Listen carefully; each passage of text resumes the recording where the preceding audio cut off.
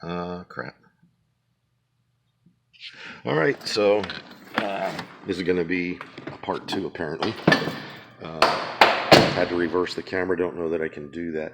So this is our shop, and it's a really big shop, but there's a lot that goes on here with the students. Mezzanine. You never know what you're going to find in here when you come in here. Here, of course, is Project Bumble Jeep.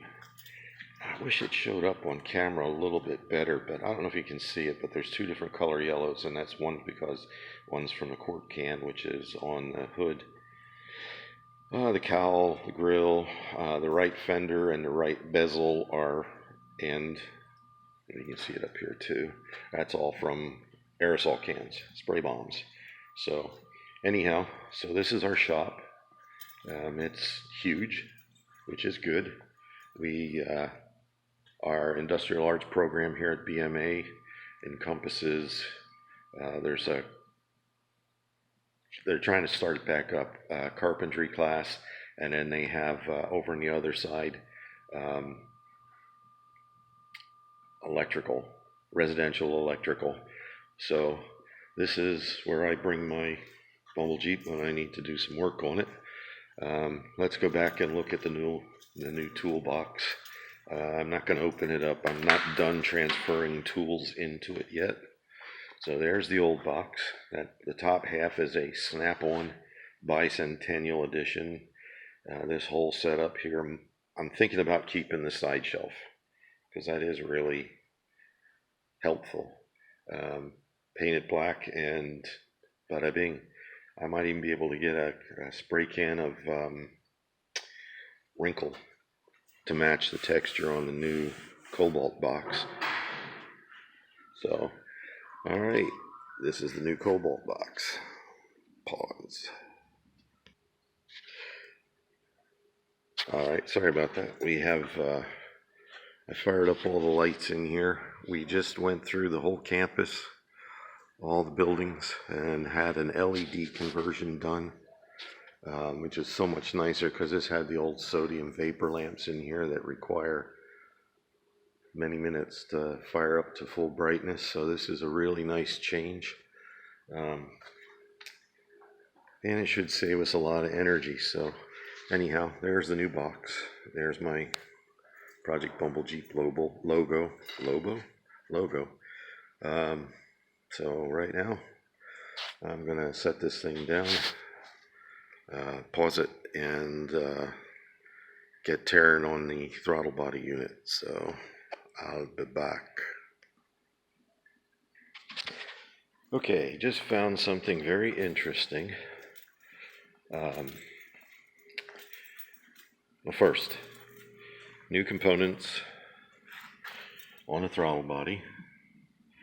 And if you remember the last video, I said I cleaned this up. I meant the inside, not the outside. I would need an acid tank or a carb cleaning tank to dip this in to get the outside to look like the inside. But if you look at the inside, it's nice and clean.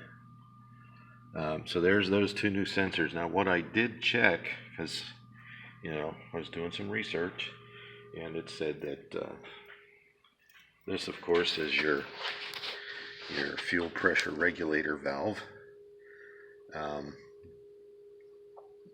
So what I found is this elbow here, this vacuum elbow, was dry rotted and cracked.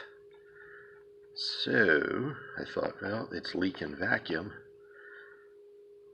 So I'm still going to put the new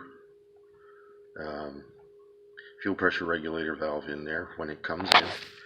But in the meantime, short-term fix, I was looking around the garage here real quick and couldn't find, something suitable to use for that. So, in essence, I robbed Peter to pay Paul.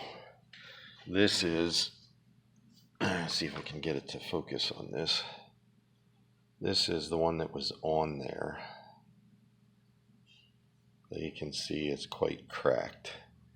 So the one that I robbed was on this little vacuum pot. That's it's the heater control valve, which I'm not overly concerned with at this point. This will do for me to get to the parts store to see if they actually sell those little vacuum couplings. And if you, I don't know if you can see it on camera, but right there, I had to wrap the end with one layer of black tape because this line is just like marginally smaller and it didn't fit in here tight, which long term is not going to be a big issue. So let's put this back on. I don't know how these guys work with the camera in one hand and filming with the other. I'm used to using two hands. Alright, there we go.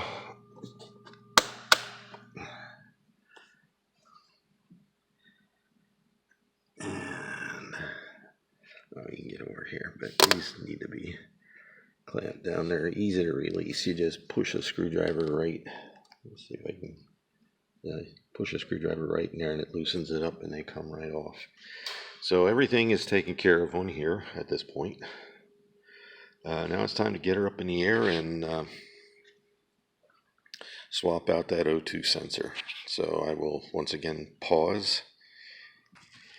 All right, let's go on a little adventure. I just got the O2 sensor out and I lost it. Now, how can you lose the O2 sensor, you say? There's where it goes.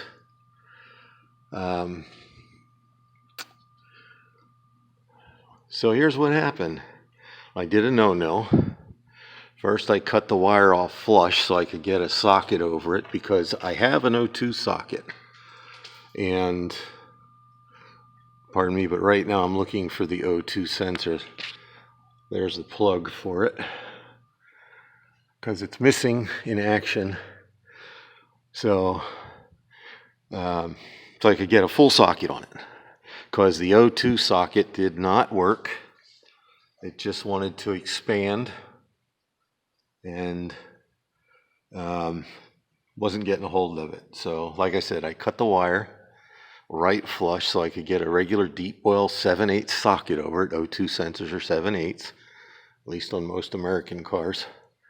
And got in there with the socket, and then O2 sensors are similar in construction to spark plugs. They have a ceramic end on them where the wires go in, where the sensors come together, and you know, all that hoo-ha, hubbity-hub. And I don't see it anywhere. I don't know what happened to it. The thing is, I don't want it I don't want it falling into something when I leave and I let this off the lift. So anyhow, what happened was it was turning too tight and my 1/2-inch ratchet is not long enough, so I was doing a 1/2-inch breaker bar and I thought to myself, work smarter, not harder. So I went and I got my Cobalt 24-volt impact and a bunch of extensions so I could reach it from here. And I'm wearing, as you can see, these black gloves. And what happened was the glove wound up in the extension after I got it out. So I reversed it and burped the trigger. And that's when that silly thing went flying because it was still in the socket and I don't see it anywhere. Where the heck did it go? The socket was kind of pointed up in there. So anyhow, when I find it, I'll let you know. In the meantime, I'm going to get the new one and put it in, get this off the lift. I'll be back. You'll see me when I'm back. All right, well, trying to switch the view on this.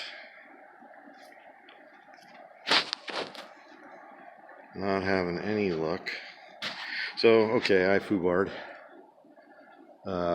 Somehow or other, I boogered up the threads in downpipe for the O2 sensor.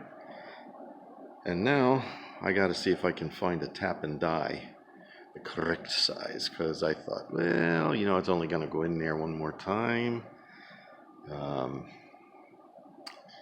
Yeah, then it started going crooked, and let's see. Here's the new one. If it'll focus on the threads. Yeah, focus or not.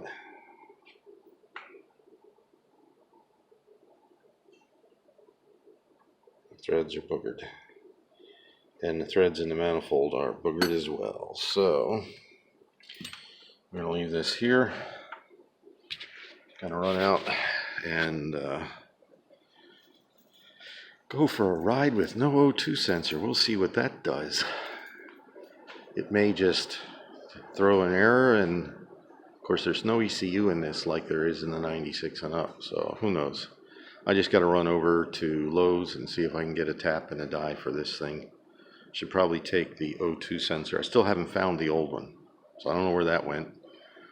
So I'll look up top when I get this thing down off the lift. So I'm going to stop here, and there'll be a part 3. So later, peoples.